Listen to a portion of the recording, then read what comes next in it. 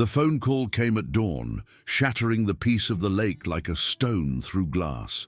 56-year-old James Crawford knew before answering that his fishing trip was over. His best friend's voice cracked with grief. "Alex is dead. They're calling it suicide, but something's wrong." Within hours, Crawford would discover that his friend's son wasn't the first soldier to die at Fort Ridgemont. He was the 17th in 18 months. What Crawford uncovered would shake the foundations of military ethics, experimental mind control, corporate corruption, and a conspiracy that reached the highest levels of power. Some truths demand to be exposed, no matter the cost. The fog hung heavy over Lake Morrison that morning, thick and grey, obscuring everything beyond 20 feet. James Crawford had sought this solitude deliberately, traded the chaos of his former life for the quiet rhythm of fishing lines and birdsong. 28 years in special operations had earned him that peace, or so he thought. The vibration of his phone shattered the stillness. He considered ignoring it, letting whoever it was leave a message. But instinct, honed by decades in the field, made him reach for it. The caller ID read Daniel Mitchell. Danny had served alongside him in the Gulf War, one of the handful of men Crawford trusted without question. "Danny," Crawford answered, his voice still carrying the command presence of his former life. "Kind of early, even for you." The pause on the other end lasted too long.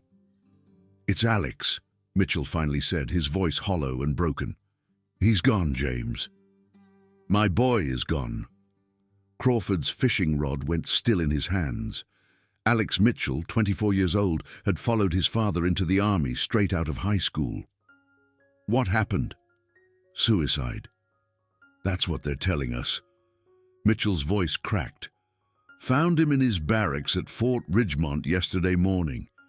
He'd been struggling since his last deployment, but he was getting help. At least that's what we thought." Crawford closed his eyes, processing the information. He remembered Alex as a boy, climbing trees in his backyard, asking endless questions about military service, standing proud at his basic training graduation. "Danny, I'm so sorry. What can I do?" "There's something wrong about this, James." Alex was the third suicide at Fort Ridgemont in 2 months, and the commanding officer there, his name is Richard Blackwell. Crawford's grip tightened on the phone. Colonel Richard Blackwell. They had served together during Desert Storm, a confrontation over tactics that had altered both their careers. "I remember him," Crawford said, his voice going cold. "I need your help. The Army's stonewalling us, saying Alex had PTSD, that he fell through the cracks. But Alex sent me strange messages before he died, talking about training exercises that sounded more like psychological torture. He mentioned Blackwell specifically." Crawford began reeling in his line. The peaceful morning suddenly felt very far away. "I'll be at your place in an hour."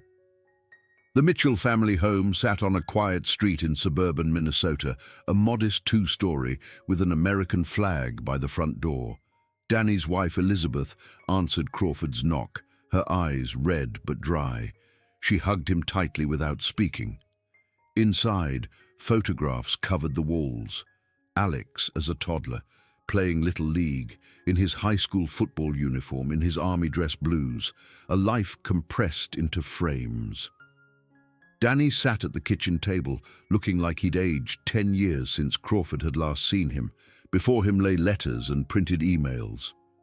"These are the last communications we got from Alex," Danny explained, pushing them toward Crawford. "Read the one from 3 weeks ago." Crawford picked up the letter, recognizing Alex's hurried handwriting. "Dad, things are intense here.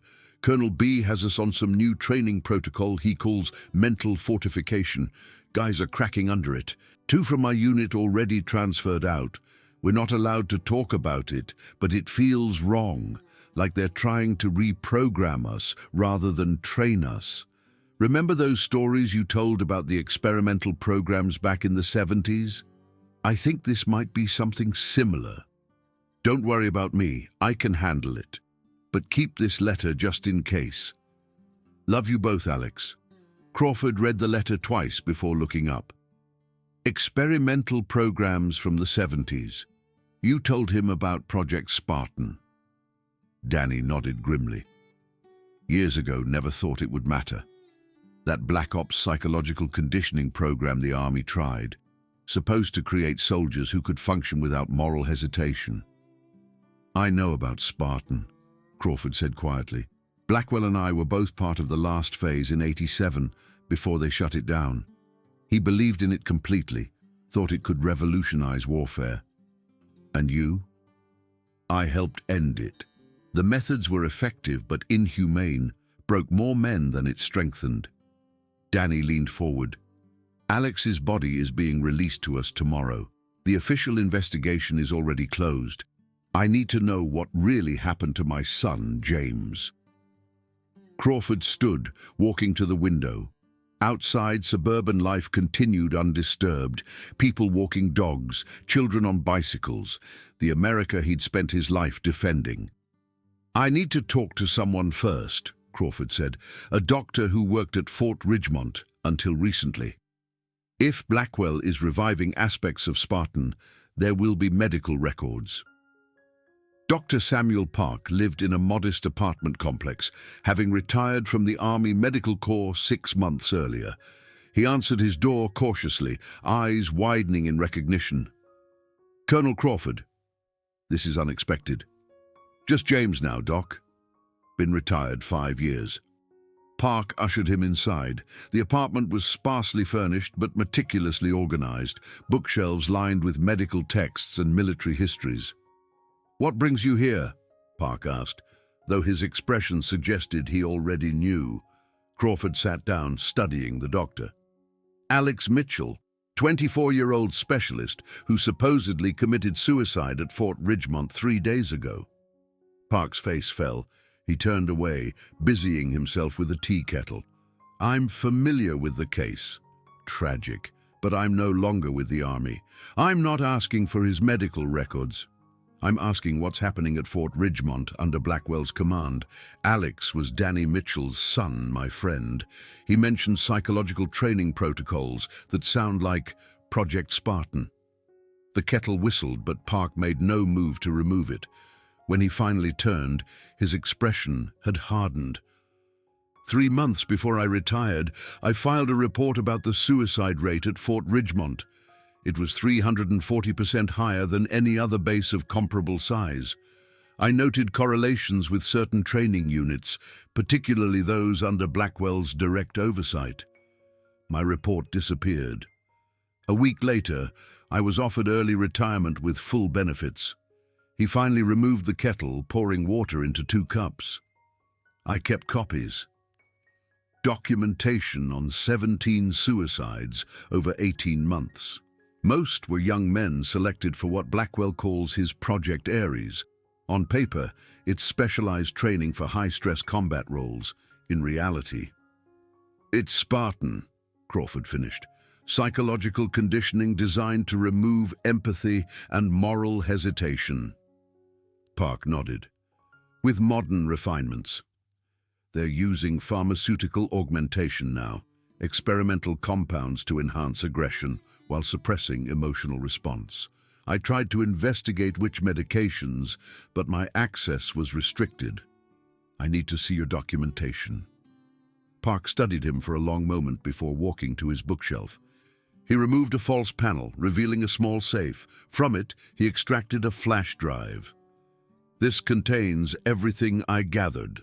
Medical records with names redacted, statistical analyses, my formal complaints and personal observations. He hesitated before handing it over. What are you planning to do? First, confirm what's happening. Then decide how to stop it. Blackwell has powerful supporters in the Pentagon. This isn't just a rogue commander. I'm aware of the risks. Crawford stood. I need to get onto Fort Ridgemont, see things firsthand. Park laughed without humor. They won't let you within a mile if Blackwell knows your history. Unless I have a reason to be there, he can't refuse. Crawford's daughter Rebecca was at the kitchen counter when he arrived home, laptop open, legal briefs spread around her. At 35, she had her mother's sharp features and his stubborn determination. After a successful career as a military prosecutor, she now worked as a defense attorney specializing in veterans cases. "Hey, Dad.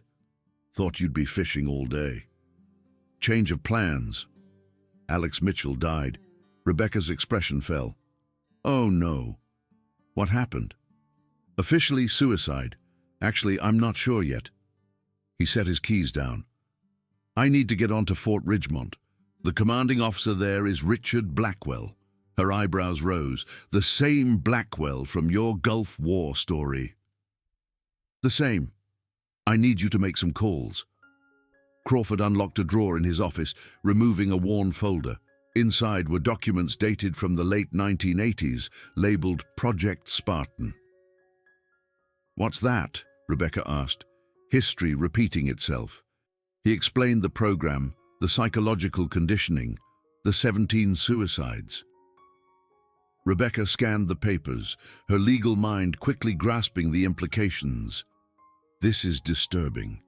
They were essentially trying to create sociopaths. Functional sociopaths, Crawford corrected. Men who could kill without hesitation, follow any order without question.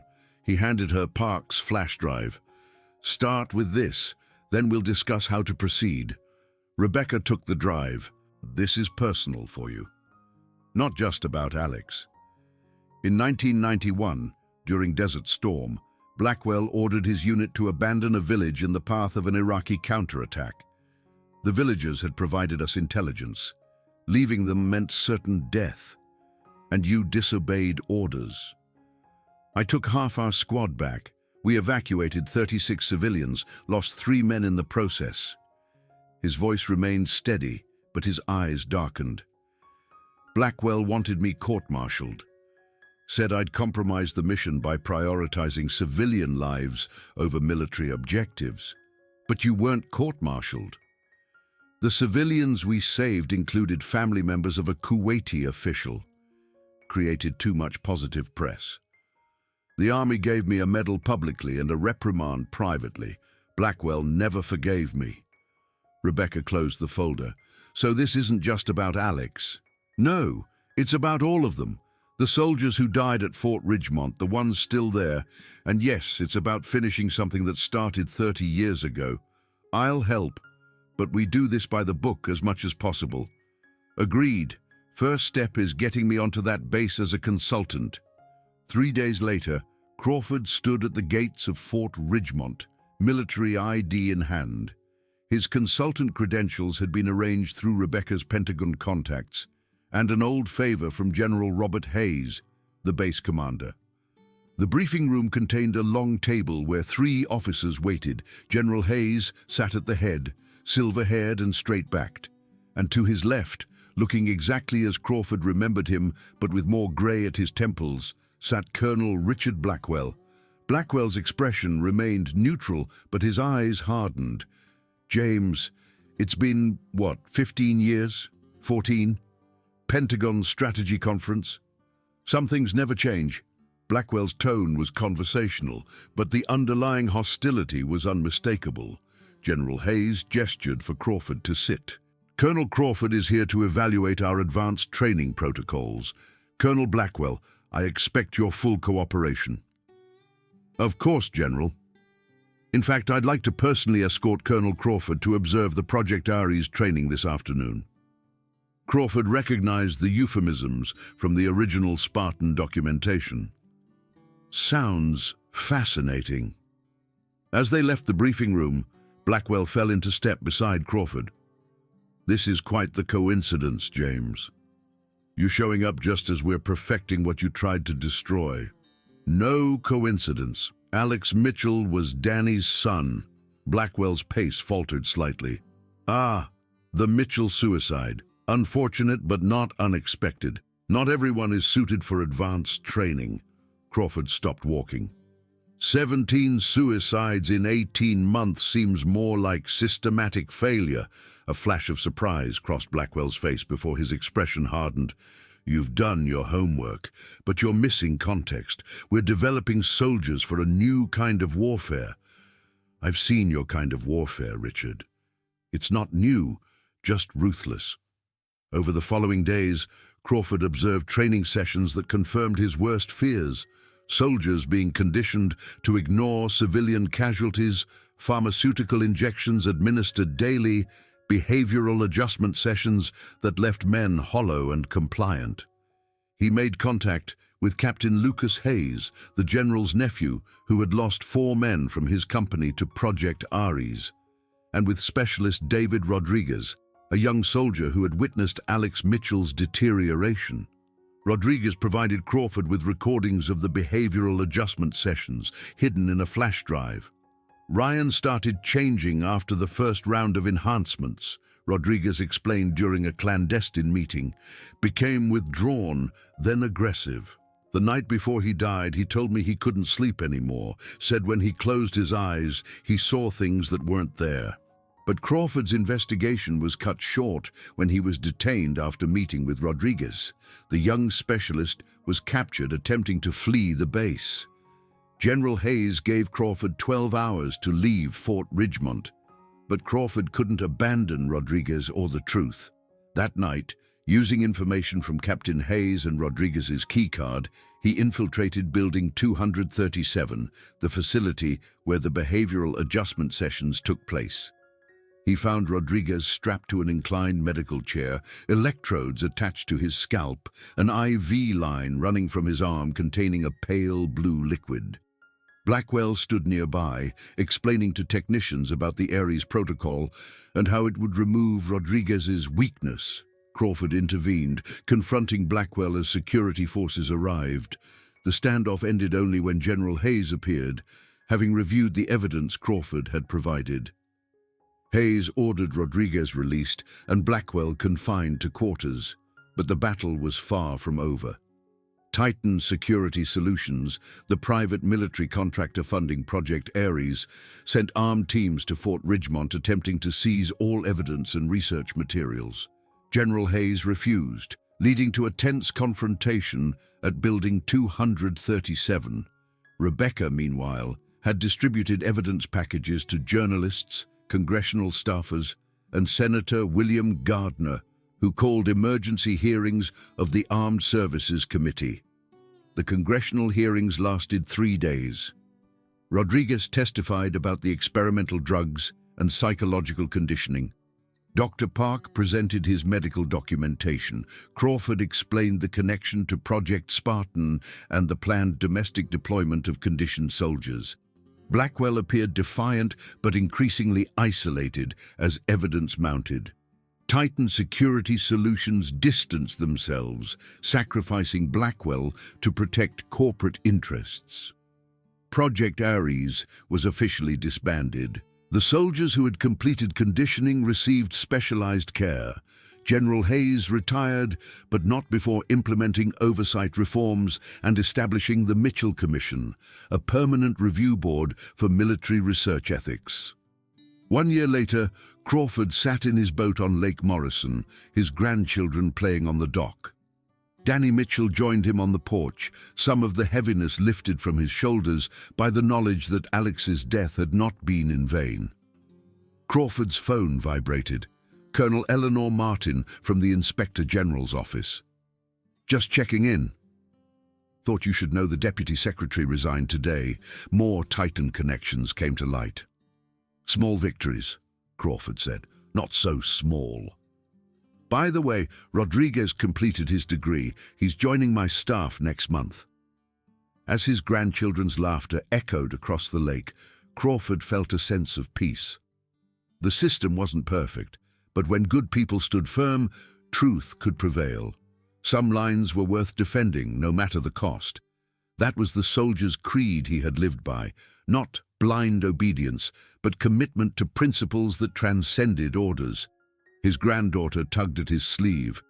"Grandpa, tell us a story." Crawford smiled, catching Danny's eye. This was how it should be. Wisdom passed down, lessons learned at great cost, preserved for future generations. Some fights chose you. This one had, and despite everything, it had been worth it.